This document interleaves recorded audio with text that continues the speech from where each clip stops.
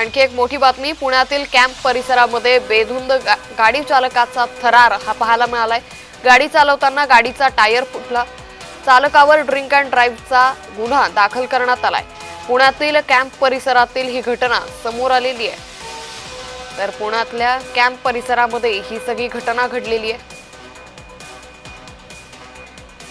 तर गाडी चालवताना गाडीचा टायर तुटला। पुण्यातील कॅम्प परिसरात बेधुंद गाडी चालकाचा हा थरार एका मोबाईल कॅमेरामध्ये चित्रित झालेला आहे।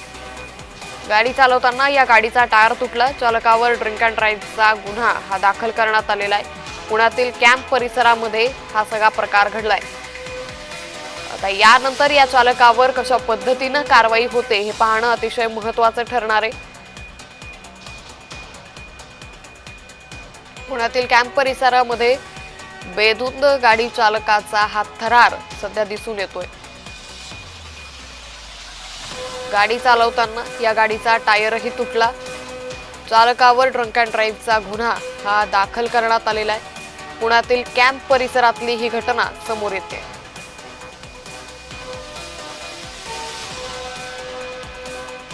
या संदर्भात अधिक माहिती घेऊयात आमचे प्रतिनिधी रोहन कदम यांच्याकडून।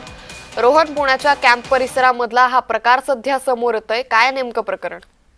अंकिता, खरं तर काल मध्यरात्री जे आहे ते पुणे पोलिसांकडून बंदोबस्त देखील ठेवण्यात आलेला होता आणि ड्रंक अँड ड्राईव्हची कारवाई जी सुरू केलेली आहे ती मागील 5-6 दिवसांपासून देखील पाहायला मिळत होती।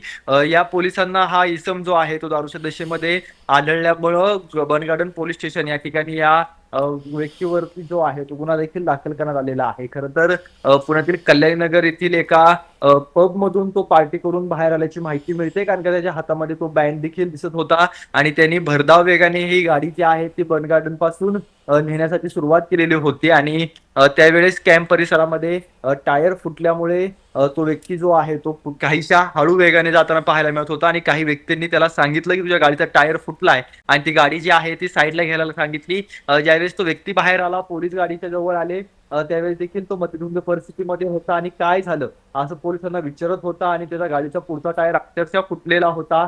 तो गाडीचा टायर निघून बाहेर पडलेला होता। अशा परिस्थितीमध्ये तो व्यक्ती होता। पुण्यातील बन गार्डन पोलीस स्टेशनमध्ये ड्रिंक अँड ड्राईव्ह प्रकरणाचा गुन्हा जो आहे तो पुणे पोलिसांनी त्याच्यावरती दाखल केलेला पाहायला मिळतोय। परंतु सगळ्यात महत्वाची बाब म्हणजे अशा पद्धतीने पार्टीज करून भरधाव वेगाने गाड्या चालवणं हा प्रकार जो आहे तो सर्रास शहरभरामध्ये सुरू आहे आणि ड्रंक अँड ड्राईव्हच्या कारवाई देखील मोठ्या प्रमाणामध्ये शहराच्या विविध भागांमध्ये केल्या जातात आणि यामध्ये हा सगळा प्रकार जो आहे तो उघडकीस आलेला पाहायला मिळतो। त्यामुळे पुणे पोलीस या सगळ्या विरोधामध्ये सक्त कारवाई करतायत का, सक्त प्रकारे पावले उचलतायत का आणि अशा लोकांवरती कुठेतरी जो आहे तो दाब बसावा यासाठी आगामी काळामध्ये काय प्रयत्न केला जातात हे देखील पाहणं तितकंच महत्वाचं आहे।